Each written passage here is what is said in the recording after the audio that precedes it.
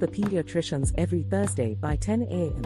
for insightful discussion on popular child health topics such as dangerous child health practices, immunization, infant feeding, developmental milestones, and so much more. You also get to ask questions on these topics and listen to answers to real-life child health issues by a pediatrician. Ask the Pediatricians Foundation is devoted to health education and information of parents and caregivers of children in the community to support you in raising healthy children. Don't miss Ask the Pediatricians with Dr. Gbemi because it's informative, educative, and interactive. Ask the Pediatricians Hour, the program for caring parents.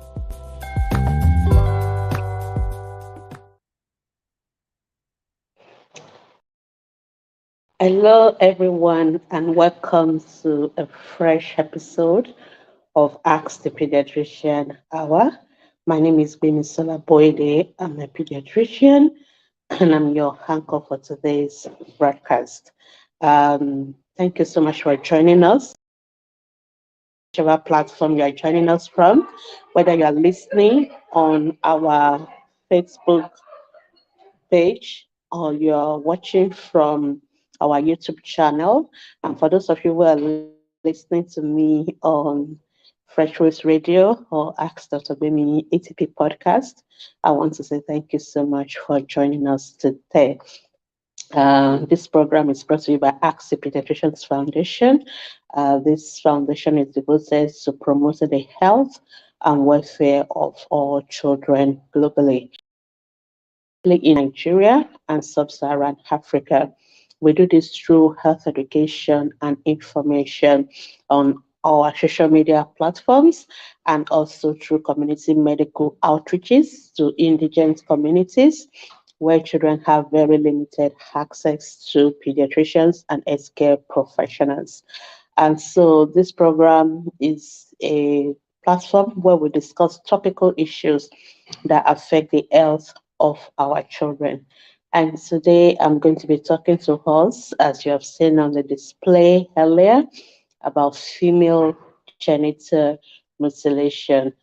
Female genital mutilation last week, this week actually, on the 4th of the 7th of February, every year, we celebrate what we call the International Day of Zero Tolerance. Sorry, I beg your pardon. I think it's the 6th of February every year. We celebrate the International Day of Tolerance to Female Genital Mutilation. And so that is why I decided that today we should address this topic on this platform because it is still something that is still ongoing and we really need to put an end to this practice, which offer no health benefits to our children, but cause a lot of harm to them instead. So that is why we're going to be talking about female genital mutilation on today's podcast, or whichever platform you're watching from, on the radio or on the YouTube channel. So let's start by defining what is female genital mutilation, or FGM. So I will be calling it FGM so that we don't have to repeat the long words all the time. So female genital mutilation refers to all procedures involving partial or total removal of the female external genitalia or other injury to the female genital organs for non-medical reasons. Okay, so any kind of procedure where there is or any kind of intervention that is involving either partial or total removal of the female external genitalia for non-medical reasons, we refer to them as female genital mutilation, or some people call it female genital cutting, some people call it female circumcision, but it's FGM is the most popular of the names, so that is why I use that, but it's still all referring to the same thing. It is a very common practice, often carried out on young girls from infancy to about the age of 15 years for various reasons in different form and severity. So it's something that has got to stop. So it's violated their rights to their health, to their security, to their dignity. So it's something that something that has got to stop. So it violates their rights to their health, to their security, to their dignity. So it is something that we really need to end, and that is why we celebrate International Day of Zero Tolerance to Female Genital Mutilation. You know, why is this something that we really need to stop? Because female genital mutilation or FGM has no health benefits at all. There is no benefit health-wise to our children for them to have this procedure. And apart from that, it has no health benefits. It causes a lot of harm to the children. You know, not only short-term but long-term complications, and it can even lead to death. So if it's something that has no benefit and yet can cause severe harm and can even lead to death, then why should we continue to practice that? So that is why it's important that we, especially for the ladies that are listening to me, we're quite aware of this uh, practice, and we all join hands together to put an end to it. Okay, so there are serious complication and risks associated with female genital mutilation. There are immediate and there are also long-term risks. Okay, what are the immediate risks? Number one, the procedure can lead to bleeding, hemorrhage, during the process of cutting all this area, the child can bleed. And these are young girls, some of them are babies. They can actually bleed to death just from that procedure alone. So that is number one, immediate risks. Two, you know, the pain. These are procedures that are not done under any form of anesthesia, and that can lead to shock, either from the bleeding or even from pain for the child. Also, most of the time, these procedures are not even done with proper, when you're doing things that are surgical in medical land, you tend to take precautions to prevent infection. But this time around, there's nothing like that.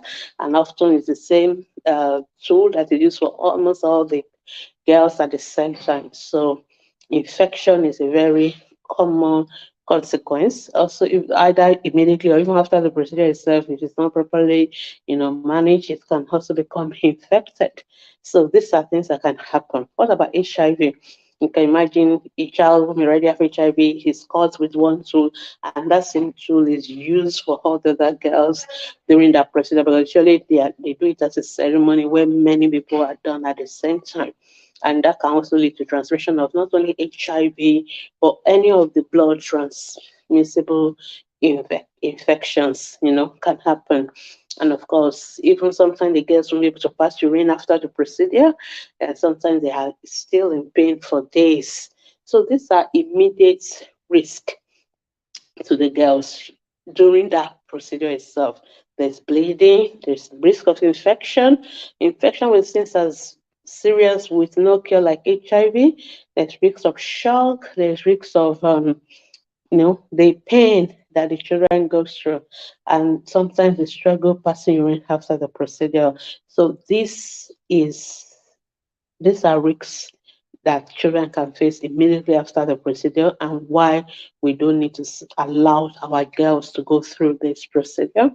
And also, what about the psychological effects? All right, this is a child who has trusted their parents, their mother, and the next thing they've gone through this procedure, then they no can trust you. They're psychologically affected. Why did you subject them to this very this procedure that causes them no benefit whatsoever, but a lot of harm? So these girls become to have anxiety, they can have depression, but also there are also long-term, risk through this procedure. These are girls that are likely to suffer from infertility because during that process, that infection, it can lead to what we call pelvic inflammatory disease. And some of these girls later on in life may struggle to have babies. So infertility is a long-term complications, or because some of the ways some of these procedures are done, it affects the women when it is time for them to have babies. They struggle to have their home babies. There can be obstruction and other complications during childbirth. Also, they can also have difficulty even in enjoying, normal sexual relationship due to the whole way the procedure has gone on for. So we can say that female genital mutilation has no health benefit whatsoever for the girls. Rather, it is something that can cause them lots of trauma immediately and also in future. And that is why we as health professionals, we say no to FGM, and we want all the mothers, all the fathers to also join us to say no to this procedure that is still being carried out. It will surprise us, something like this that has no health benefit whatsoever and that carries so much risk, so many complications. Why are we still dealing with it in this 21st century? Why are we still people still practicing FGM in 2023? There are many factors that could contribute to this, especially where it still happen, but most of the time it is due to tradition. Lots of people that believe for girls to become ladies, they have to be circumcised because that is how they've always done it, and that's how they want to continue to do it. And unfortunately, we find out that women are actually the one who are actually the gatekeepers of this very, very dangerous traditional practices. We are the ones to kind of promoting it, because if we all as ladies say no and we don't keep carrying on, then it's going to die. But because a lot of ladies still believe this is a rite of passage, this is something that must be done, and then that's why they keep still doing it. So it's very common in Nigeria, some part of the country, and even in some part of Africa as well. However, from what we've had today, we know that FGM has no benefit whatsoever for our children, and therefore we need to stop it. Okay, we need to understand that traditions are man-made, all right, and because they are man-made, they can also be stopped by men. And actually, when we are now more enlightened and we realize that this so-called rite of passage has no basis whatsoever, it has no benefit whatsoever. And so just like many of the other traditional practices in those days that people used to do, that we all know that it's no longer relevant today, that we don't do them anymore, like human sacrifices, like killing of twins, then we can also know that FGM is also one of them that we got to stop. And we really, really need to stop it. And we need to, and I know that some people really want it to stop, but this is fear of maybe something will go wrong, because a lot of taboos that people are build fear into those who do this practice, because they want you to think, okay, as long if you don't do it, something will happen, that will happen. But you need to understand that nothing will happen whatsoever to our girls if we stop doing female genital mutilation. However, we will actually save our girls from unnecessary pain in the future. And that is why we need to talk about it today. And also, it's a violation of the fundamental human right for our girls, for them to go through all this pain for nothing, for no benefit whatsoever. Rather, we are putting them at risk of so many other things.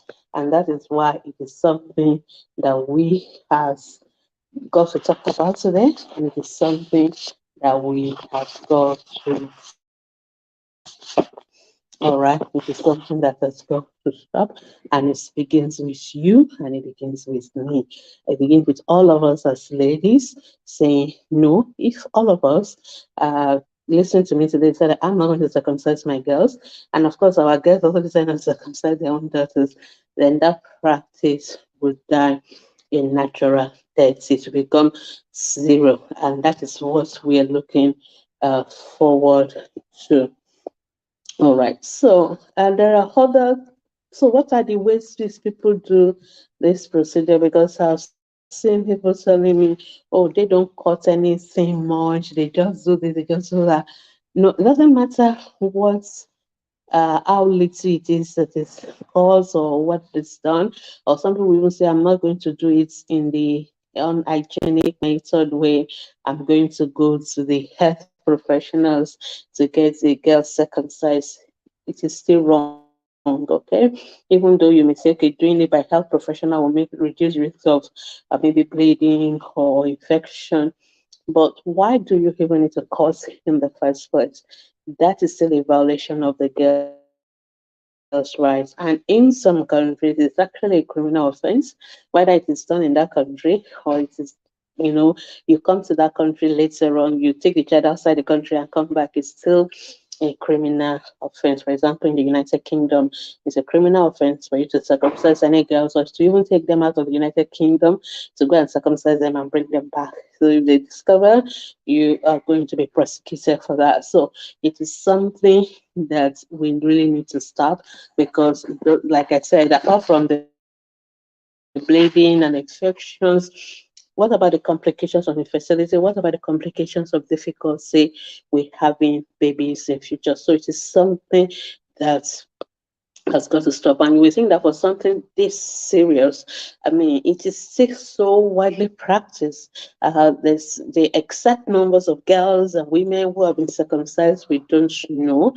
but there's an estimate by UNICEF like at least 200 million girls and women from about 31 countries in the world are being subjected to this practice of female circumcision or FGM. So it is really, really a very common practice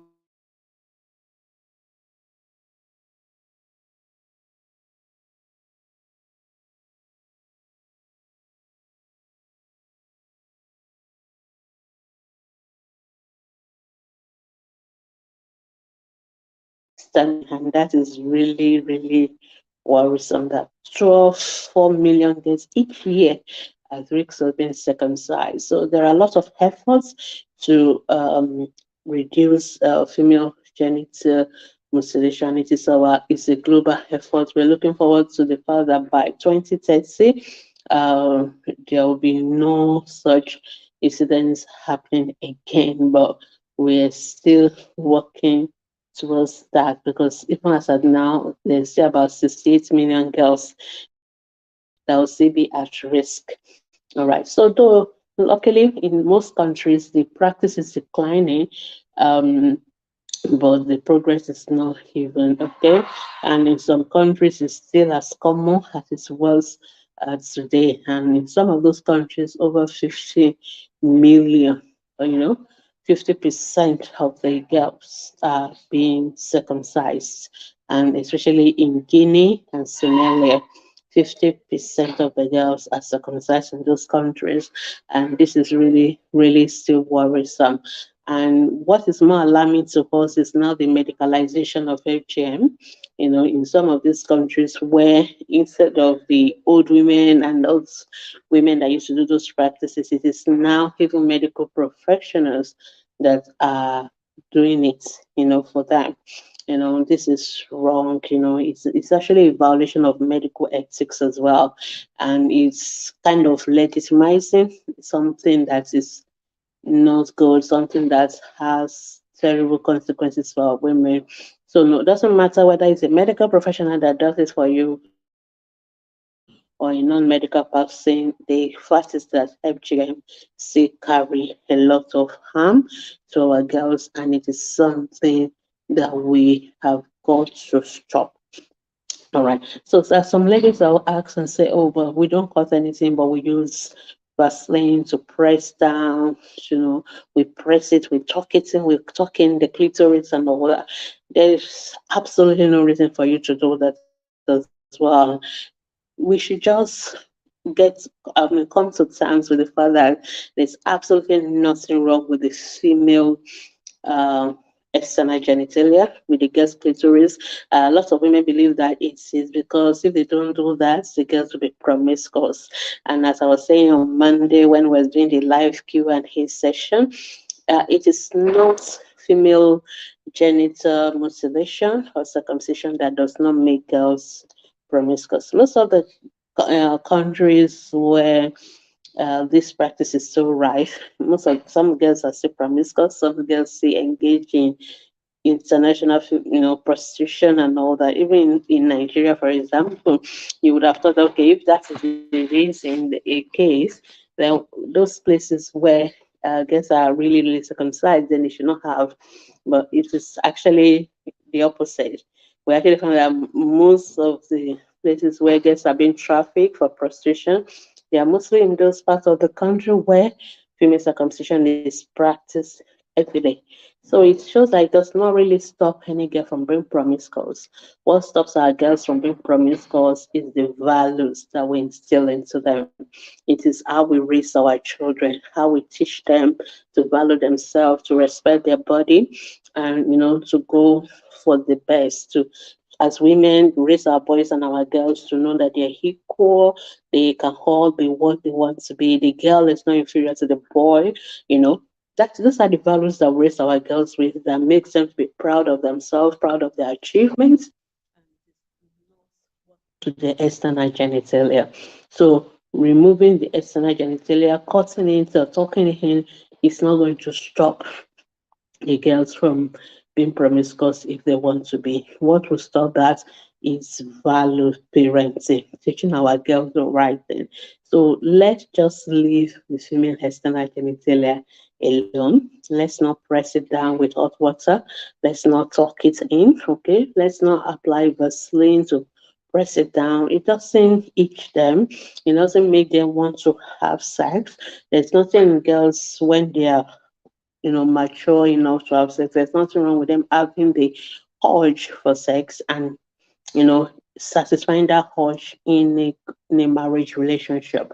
So what we need to teach them is the value of self-control and all that. It is not what we do to the physical parts of the body that matters. And some of those girls, especially when they are now ready to be in a relationship, they are not having that satisfaction. And one of the ladies on the program on Monday was actually saying she's a victim, so they don't have most pleasure in sex and all that because of this procedure, and which can psychological effects on that. So what we're saying is that there's really absolutely no reason to do anything whatsoever to the female genitalia, to the vulva, to the clitoris. Let's just leave it alone.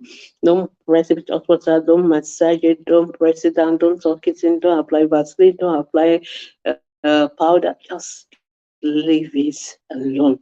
And that is what we need to do, and that's what we need to practice, because I've already told us there is absolutely no benefit whatsoever in female genital mutilation. Unfortunately, there are more and more risk that comes with this practice, and which is why it is something that we have got to stop. It is something that we've got to stop, and the only way we can stop it is if all of us understand what is happening, and if all of us try to, you know, do what we can to do as women, even as men as well, because we as men also take our stand and tell our women that you cannot circumcise my girls, then it will not happen. It is something that we all have to do. And when we all do it, and then we can get this practice to stop. and we will not be having these difficulties or these challenges again. So that is actually what today is all about. So it's just an appeal for us to make sure that this practice we actually stop it. All right. So today, like I said, usually I will take some of the questions that people have asked as related to FGM. Some people have asked what is FGM. We've defined FGM. It doesn't matter what it is, but any procedure that is done on girls that deal with that either remove a part or everything of the female external genitalia, it is FGM. All right. Some people are asking how many girls are affected. We estimate that there are about 200 million women all over the world have been subjected to FGM, and a lot of girls are still at risk. About 68 million girls will be caught between 2015 and 2030. That is still a lot of figures. And a lot of people want to ask, but if it's a practice, if it's tradition, I mean, what has that got to do with us who are health professional? Is because it has no health benefits. That is number one. That is why it's consensus as health professional. It has no health benefit, but it has lots of implication when it comes to the sexual and reproductive health of our girls. So if something has no benefit, but it has a lot of harm, then it is something that we don't want to continue.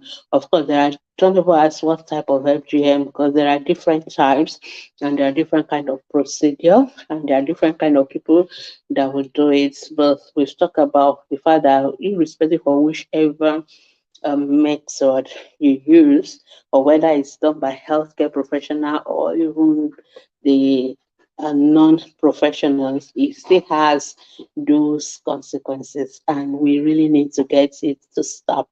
All right. So, for example, we've talked about the fact that the girls go into pain. Most of the procedures are not done under any form of anesthetics. The fact that they can bleed, the fact that they can be prone to infections like HIV, like tetanus. Sometimes they have what we call urinary retention. They cannot pass urine. They can have wounds around the area, the genital area, and that wound can become infected. Wound infection. They can have urinary tract infections. They can have fever. They can have sepsis, and some girls can even die. So these are immediate complications. We are There's no absolute any reason why any girl should be subjected to that just to satisfy tradition, and all that. So we really need to make sure we don't subject our girls to that. And of course, we also talk about the long-term complications. So it is not something that affects the girls now and then, but in future, especially when it comes to the fertility, when it comes to having childbirth, there are lots of complications that can happen as a result of the fact that the girl has already suffered um, FGM. So some of them could have scars even around the area where the procedure was performed. And as a result of that, when they try to push out the baby, it's very hard. There's obstruction. Sometimes they can have damage to the urethra, the place where urine is passing out. Sometimes they have pain, even pain during sexual intercourse. Sometimes they can't have that sexual enjoyment, so they have what sexual dysfunction. So there are some many issues. Some girls have been infected with HIV during that procedure itself, and HIV right now still don't have a cure, so they were subjected to a life full of just taking medications and all that. So there is absolutely no benefits, and there's all these complications and not something that we should allow to happen. There's actually even a form of this procedure where they call it what we call infibulation. They actually, remove the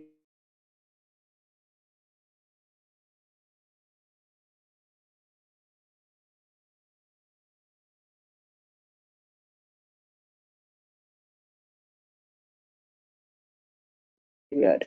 So the menses are going to accumulate there, and the girl won't be able to have sex, and it's just so terrible. And yet, this is something that girls go through. So they now have to gradually open up the vagina again for sexual intercourse to happen. So this will be done on the night of the marriage, and it's so painful, and it is just so unnecessary. And so these are things that we really, really should not be subjecting others. And the reason why I'm really emphasizing on this is that some of us will sometimes take our guess for this. They don't tell you all these other details. They don't tell you how it will be done. They don't tell you what will happen. They don't tell you all these consequences that will happen. They just make you to feel like it is something you have to take. It is something you have to do for your girls for them to belong to the society, or for them to go through a rites or whatsoever. No. So you can see what I'm telling you now. It is not something we should even wish on our enemies, not to talk of our own daughters and our nieces and our grandchildren. We really, really need to make sure this will stop. Also, the risk of fistula, like sometimes during that cutting, they can make a space between the area where the urine is coming out from, the area where the baby comes out from, and that can cause a lot of problem. And of course, we've talked about the risk of HIV as well. But one thing many people don't talk about is the psychological effects of this procedure. Even for those people that luckily they escape these other physical complications, it's also psychological effects on them. Psychological effects. So we really need to know that a lot of women today who have been circumcised, they are regretting it. But of course, it's not something everybody will be open to talk about. It's something so private. It's not something you come and talk about on radio or TV, like I'm circumcised and because of that I'm going through this. Many people just internalize the pain. So there's really no reason why we as mothers, grandmothers, we should subject our daughters to this lifetime of pain, of psychological trauma, so we can stop. And you have a right. It's your right to stop, and it's your right to encourage other people to stop as well. All right. So another question I have here: what are the different types? Okay, there are different types of FGM, but we can say there are four major types. Okay, the type one, which is the most common one, is when they just cut a little bit of the clitoris or clitoridectomy. So it's just a partial or total removal of the clitoris, and I think that's the one most people do in Africa. That is type one.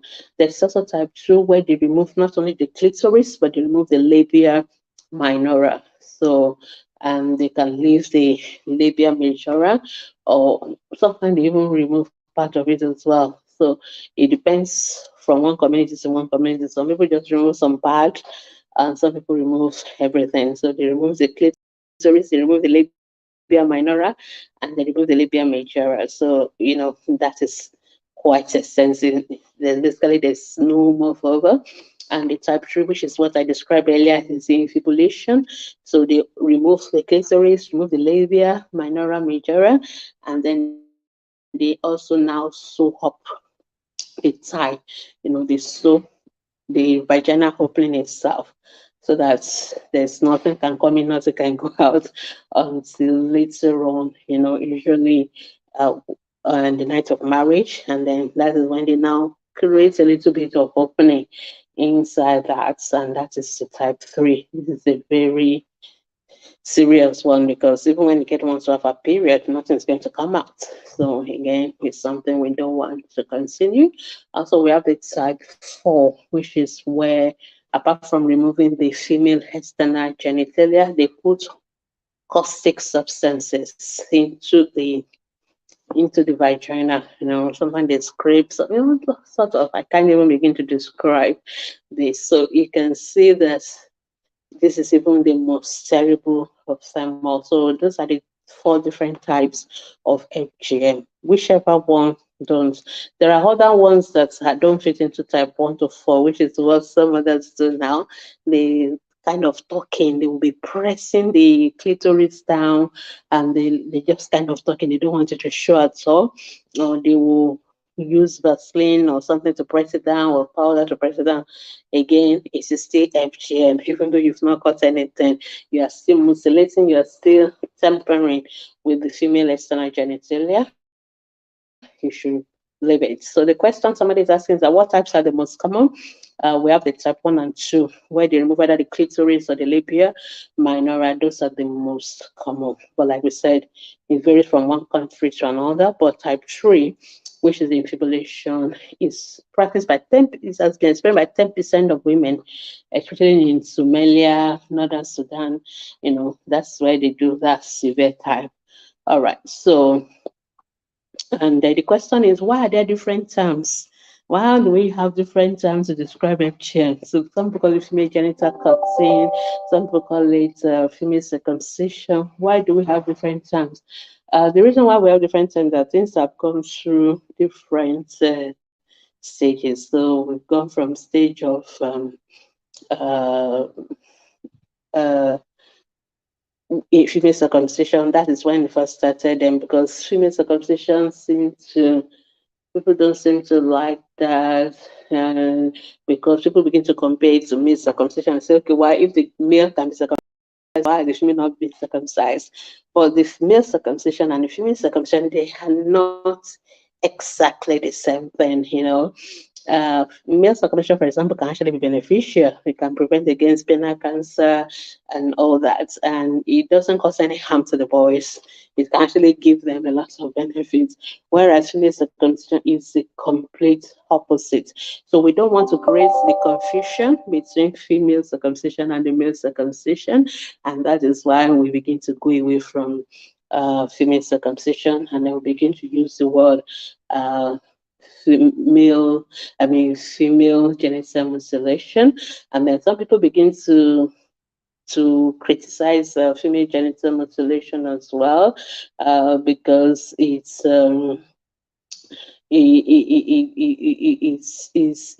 better than female circumcision, but the mutilation kind of make it very graphic and all that. And but then a lot of people were not so happy with that again, because for example, those who just do a little bit of cutting don't think they are doing a lot of mutilation. So then we introduced female genital cutting, because they felt that maybe the communities will not find that as demeaning, So, but then it's just the semantics, but we're all referring to the same thing, whether mutilation, cutting, circumcision, it's still the same thing at the end of the day. It's a matter of what is more acceptable to people and all that. So that is where this comes from. Then the question is, at what age is FGM performed? In most places, they actually do it as for the babies in infancy. After a couple of days of birth, just like when they do for the boys. In some places, they do it in childhood, and in some places, they do it just before marriage. Some people even do it just before the girl's first pregnancy or after the birth of her first baby. But majority of FGM actually happens between the age of 0 to 15 years. Okay, so that is where most of it happened.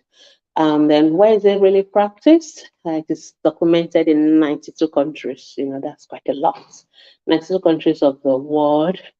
And Africa is one of the places where it is most practiced, in 33 countries in Africa, including Benin, Burkina Faso, Cameroon, Central African Republic, Chad, Cote d'Ivoire, Congo, Egypt, Eritrea, Ethiopia, Gambia, Ghana, Guinea-Bissau, Kenya, Liberia, Malawi, Mali, Mauritania, Nigeria, Senegal, Sierra Leone, Somalia, South Africa, South Sudan, Tanzania, Togo, Uganda, Zambia, and Zimbabwe. So 33 countries in Africa. That's quite a lot. That's quite a lot. Also in some Asian countries like India, Indonesia, Malaysia, Maldives, Pakistan, and Sri Lanka. Also in some Middle East countries like Oman, UAE, also some Eastern Europe, like in Russia, and also some South American communities like Colombia, Ecuador, Panama, and Peru. So these are countries where this is quite practiced. And obviously in some Western countries as well, because of the diaspora population who have come into this country, like in UK, New Zealand, US, they still practice this as well. And so if you are from one of these countries, I'm sure you know what I'm talking about. And it is not to sideline any country or to push down any country, but to kind of encourage us to be alert and to know that we got to stop. And who performs it? It's performed by the elderly people, usually the elderly women in the communities do it. Though sometimes it can be done by the men as well, but mostly the traditional birth attendants or the elderly women, they do it. But we are beginning to get worried about medical professionals doing FGM. Medical professionals are now beginning to do FGM because obviously everybody is now knowing that it's not a good thing because of infection, all those complications, HIV. So people now want to go to the doctors or the nurses to do it for them. And this is what WHO, UNICEF, all of us are saying no. Even if you're a health professional listening to me, please do not do female circumcision or female genital uh, um, mutilation for any girl because it is actually against the ethics of medicine. Many people say, why is it being performed? People say they perform it for psychosexual reason. They want to control women's sexuality. That is insatiable because of the genitalia and all that. It's really the clitoris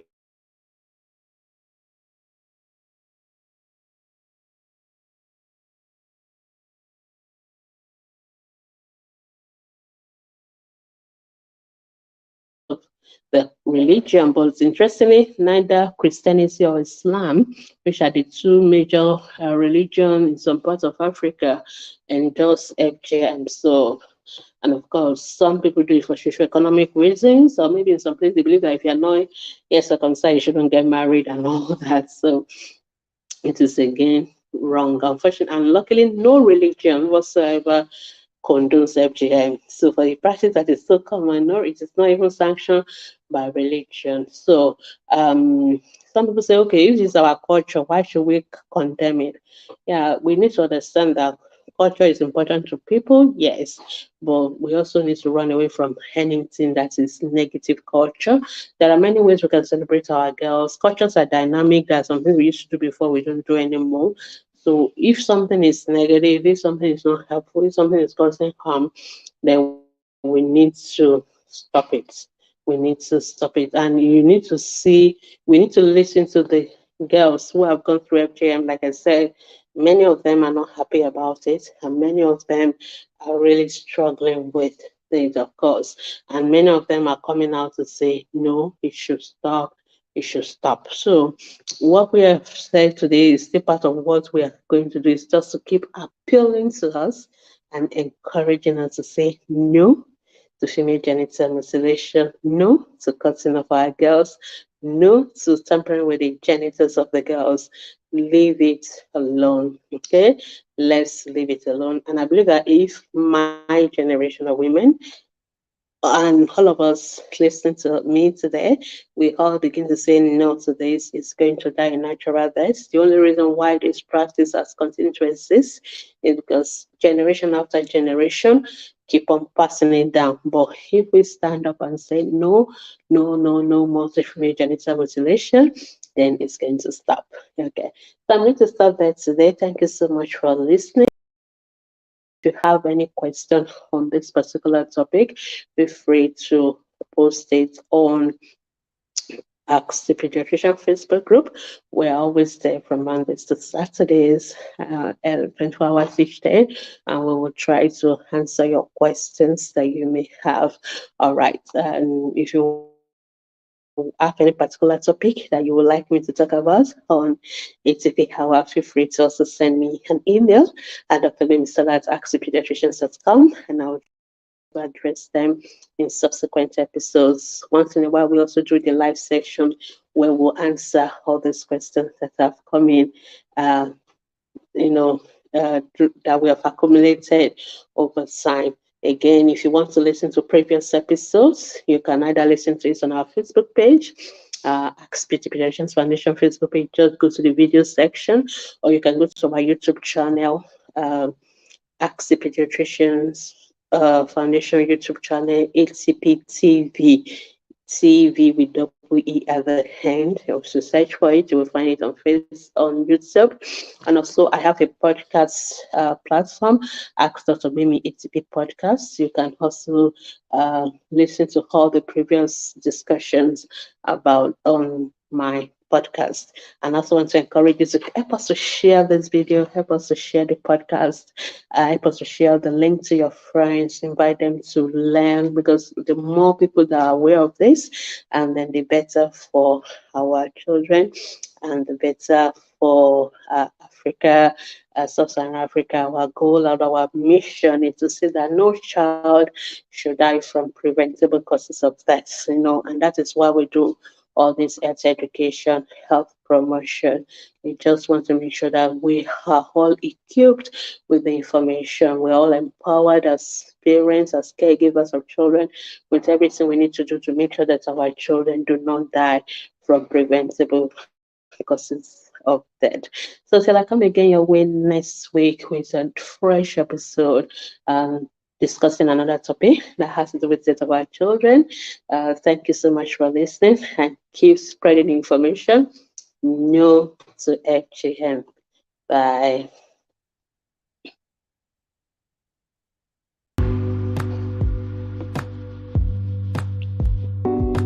Are you a mother, father, or you are involved in caring for children?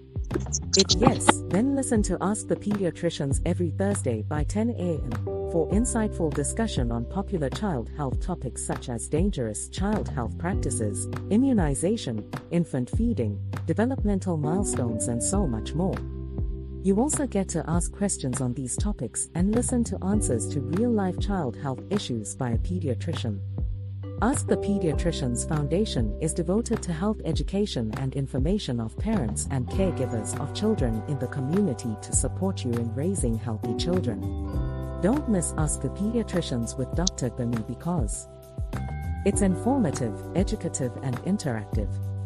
Ask the Pediatricians Hour, the program for caring parents.